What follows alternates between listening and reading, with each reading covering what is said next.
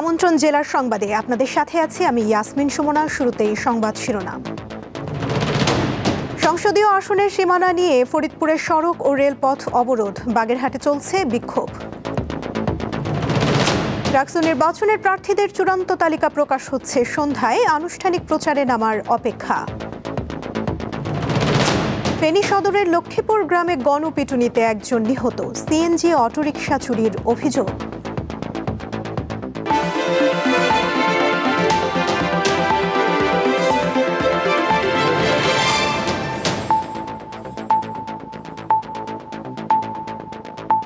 এবারে বিস্তারিত। ফরিদপুর ৪ আসন থেকে দুটি ইউনিয়নকে বিচ্ছিন্ন করার প্রতিবাদ ও পুনর্বহালের দাবিতে ভাঙ্গায় সড়ক ও রেলপথ অবরোধ করেছেন স্থানীয়রা। ফলে ঢাকা খুলনা ও ফরিদপুর বরিশাল মহাসড়কে যান চলাচল বন্ধ রয়েছে। লাগাতার অবরোধের ফলে চরম ভোগান্তিতে পড়েছেন যাত্রীরা। রোববার সকাল ৬টা থেকে ভাঙ্গা উপজেলার পুখুরিয়া বাস স্ট্যান্ড, হামিরদি, মুনসুরাবাদ, ভাঙ্গা হাসপাতাল মোড় এলাকায় গাছের গুঁড়ি ফেলে মহাসড়ক অবরোধ করেছে বিক্ষুব্ধ এলাকাবাসী। এদিকে সড়ক ও রেলপথ অবরোধে বিশৃঙ্খল পরিস্থিতি মোকাবেলায় ব্যাপক সংখ্যক পুলিশ, এপিবিএন ও সেনাবাহিনী মাঠে রয়েছে। ফরিদপুরের ভাঙ্গা মোড়ে আছেন আমাদের সহকর্মী ইয়াকুব আলী তুহিন। সবশেষ তথ্য জানবো তার কাছে। তুহিন, ভাঙ্গা মোড়ের বর্তমান চিত্র কি এবং অবরোধ সম্পর্কে আমাদের বিস্তারিত জানাবেন।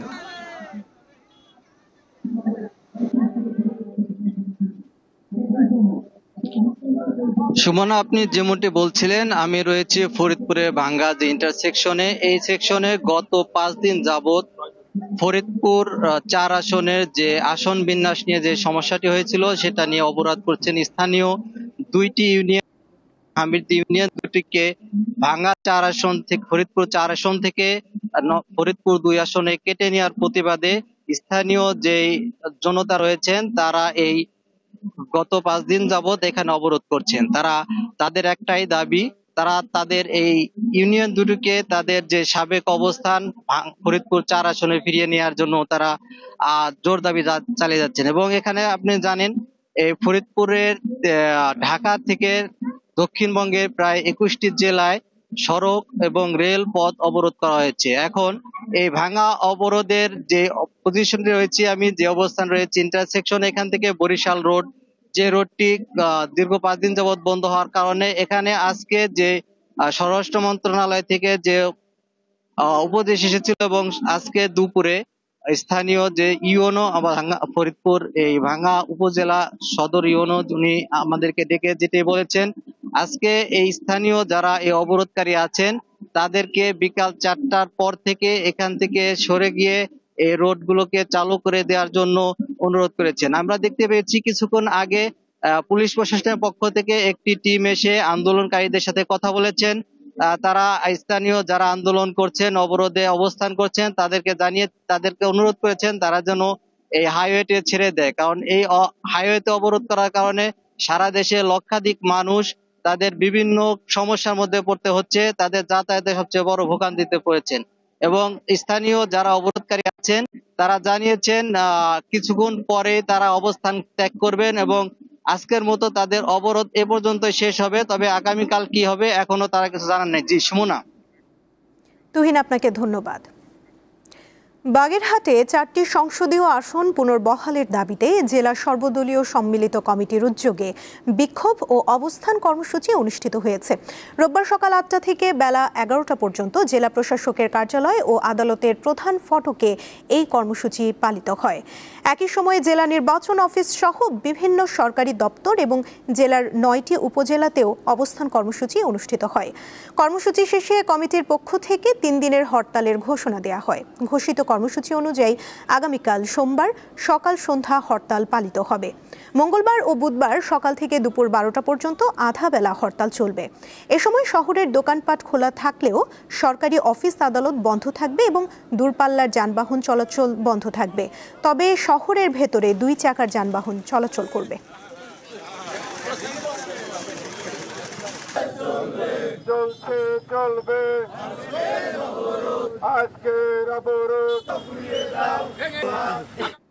এবারে ক্যাম্পাসে ভোট।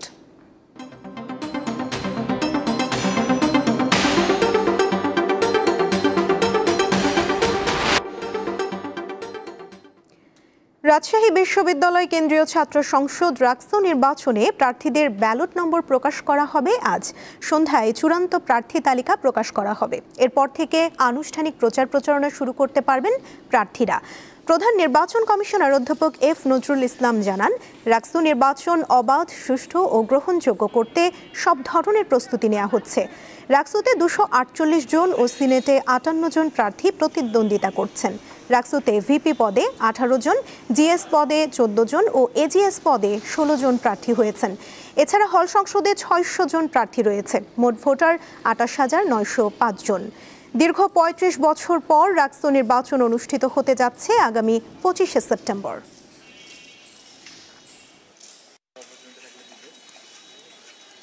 ব্যালট ওএমআরসিতেই ভোট নেব, সেটা আমাদের নির্বাচন কমিশনের সিদ্ধান্ত। আমরা নির্বাচন কমিশনে স্বচ্ছ ব্যালট ব্যবহারের কথাও বলেছি। আমরা চেষ্টা করছি, আমরা নির্বাচন কমিশনে বসবো, বসে একটা ফাইনাল নির্বাচন কমিশন যে সিদ্ধান্ত নেয় আমরা সেটাই বাস্তবায়ন করব। বরিশাল সরকারি ব্রজমোহন বিএম কলেজের ছাত্র সংসদ নির্বাচনের দাবিতে বিক্ষোভ করেছে শিক্ষার্থীরা। রোববার বেলা 11:30টায় সাধারণ শিক্ষার্থীদের ব্যানারে কলেজের 0 পয়েন্ট থেকে একটি বিক্ষোভ মিছিল বের করা হয়। মিছিলে ছাত্র শিবির, ছাত্র আন্দোলন, ছাত্র অধিকার সহ বিভিন্ন সংগঠনের নেতাকর্মীরা অংশ নেন। মিছিলটি ক্যাম্পাসের প্রধান সড়ক প্রদক্ষিণ করে। এ সময় বিক্ষোভকারীরা বলেন, বিএম কলেজ প্রায় 30,000 শিক্ষার্থী পড়াশোনা করছে। দীর্ঘ 2 যুগের বেশি সময় বাকসুর নির্বাচন হয়নি, তাই শিক্ষার্থীদের ন্যায্য দাবি আদায়ে কোনো প্ল্যাটফর্ম নেই। 2003 সালে সর্বশেষ বাকসু নির্বাচন অনুষ্ঠিত হয়।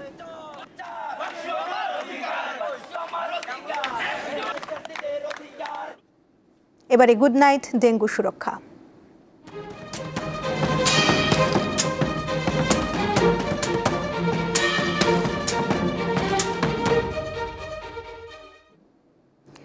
ডেঙ্গুতে পুরুষদের তুলনায় নারীদের স্বাস্থ্য ঝুঁকি বেশি। চিকিৎসকরা জানিয়েছেন, নারীর অসুস্থতায় সিদ্ধান্তহীনতা, অবহেলা এবং হাসপাতালে নিতে দেরি হওয়ার কারণে এই ঝুঁকি বাড়ে। এছাড়া এবার ডেঙ্গুর ঠিক কোন ধরনে মানুষ বেশি আক্রান্ত হচ্ছে সে বিষয়ে কোনো গবেষণা পাওয়া যায়নি।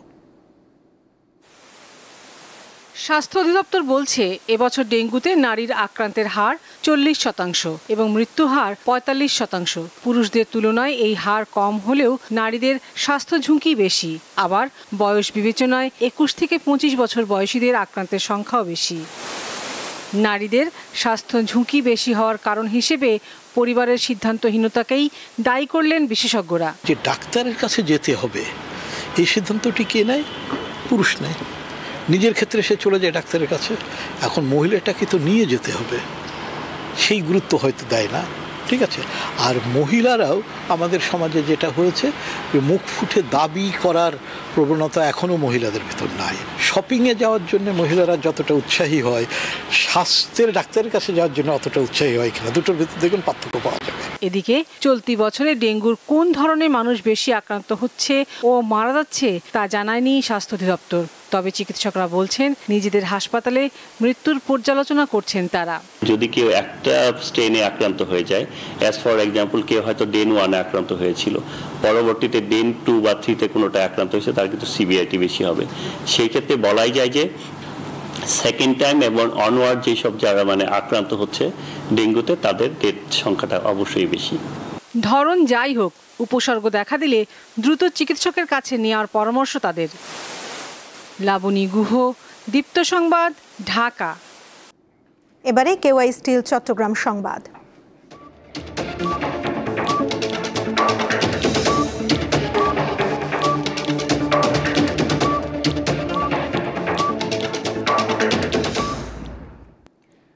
কক্সবাজার শহরের ঝিলংজা ইউনিয়নের উত্তরণ আবাসিক এলাকায় স্ত্রীকে ধর্ষণের পর স্বামীকে হত্যা করা হয়েছে।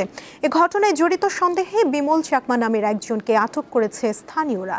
গত রাত 11:30টার দিকে এ ঘটনা ঘটে। নিহত রঞ্জন চাকমা ও ধর্ষণের শিকার তার স্ত্রীর বাড়ি রাঙামাটি সদরের ত্রিপুরার ছড়া এলাকায়।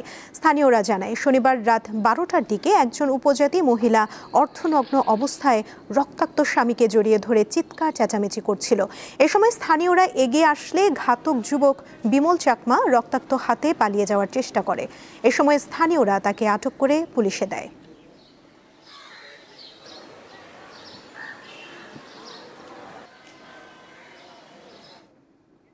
ফেনীতে সিএনজি চালিত একটি অটোরিকশা চুরির সময় গণপিটুনিতে এক যুবক নিহত হয়েছে। রোববার ভোরে ফেনী সদর উপজেলার মোটবি ইউনিয়নের মধ্যম লক্ষ্মীপুর গ্রামে এ ঘটনা ঘটে। নিহত ব্যক্তির নাম মনসুর আহমেদ বাহার। তিনি নোয়াখালীর কোম্পানীগঞ্জ উপজেলার কাজীর ঘাটলা গ্রামের মুন্সি বাড়ির সুলতান আহমেদের ছেলে। পুলিশ জানায়, গতরাত 3:30টার দিকে এক ব্যক্তি সিএনজি চুরি করে নিয়ে যাওয়ার চেষ্টা করলে স্থানীয়রা তাকে আটক করে গণপিটুনি দেয়। এতে ওই ব্যক্তি মারা যায়। চাঁদপুর শহরের পৌর কবরস্থানে দাফন করার আগে নড়ে চড়ে ওঠায় এক নবজাতক বড় দুর্ঘটনা থেকে রক্ষা পেয়েছে। রোববার দুপুরে কবরস্থান থেকে ওই নবজাতককে উদ্ধার করে শহরের একটি প্রাইভেট হাসপাতালের এনআইসিইউতে ভর্তি করা হয়। চিকিৎসক জানায়, শিশুটি প্রিম্যাচিউর, তার ওজন মাত্র 800 গ্রাম। কবরস্থানের গোরখোদক শাহজাহান জানান, দুপুরে 30 থেকে 35 বছর বয়সী অজ্ঞাত এক ব্যক্তি একটি কার্টুনে করে শিশুকে কবরস্থানে নিয়ে আসে। পরে কবর খোঁড়ার পর দাফনের সময় শিশুটি নড়ে ওঠে। কে বা কারা এই অমানবিক কাজের সঙ্গে জড়িত তা জানতে প্রশাসনের হস্তক্ষেপ কামনা করেছেন স্থানীয়রা। বেনাপোল সীমান্তে অভিযান চালিয়ে বিভিন্ন প্রকার ভারতীয় চোরাই পণ্য জব্দ করেছে বর্ডার গার্ড বাংলাদেশ বিজিবি। রোববার সকালে বিষয়টি নিশ্চিত করেন যশোর 49 বিজিবি ব্যাটালিয়নের কমান্ডিং অফিসার সাইফুল্লাহ সিদ্দিকী। তিনি জানান, উদ্ধার করা পণ্যের মধ্যে রয়েছে ভারতীয় ফেন্সিডিল, ট্যাপেন্টাডল ট্যাবলেট, শাড়ি, কম্বল, পোশাক সামগ্রী, বাইসাইকেল, কীটনাশক, বিভিন্ন প্রকার ওষুধ ও কসমেটিক্স সামগ্রী। জব্দকৃত পণ্যের মূল্য প্রায় 27,22,000 টাকা।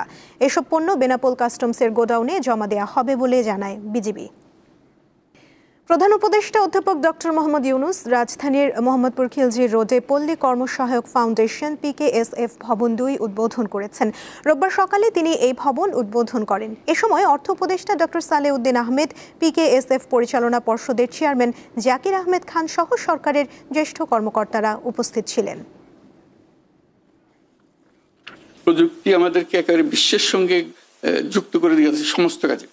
কাজেই সেই প্রযুক্তিকে ব্যবহার করে এখন সময় এসছে যে আমরা প্রতিটি মানুষকে তার সৃজনশীলতাকে কেন্দ্র করে যেখানে যেতে চায় সেখানে যাওয়ার সুযোগ আমরা করে দিতে পারি। শেষ করছি জেলার সংবাদ, তার আগে শিরোনামগুলো জানিয়ে দিচ্ছি আরো একবার। সংসদীয় আসনের সীমানা নিয়ে ফরিদপুরের সড়ক ও রেলপথ অবরোধ, বাগেরহাটে চলছে বিক্ষোভ। ডাকসু নির্বাচনের প্রার্থীদের চূড়ান্ত তালিকা প্রকাশ হচ্ছে সন্ধ্যায়, আনুষ্ঠানিক প্রচারে নামার অপেক্ষা। ফেনী সদরের লক্ষ্মীপুর গ্রামে গণপিটুনিতে একজন নিহত, সিএনজি অটোরিকশা চুরির অভিযোগ।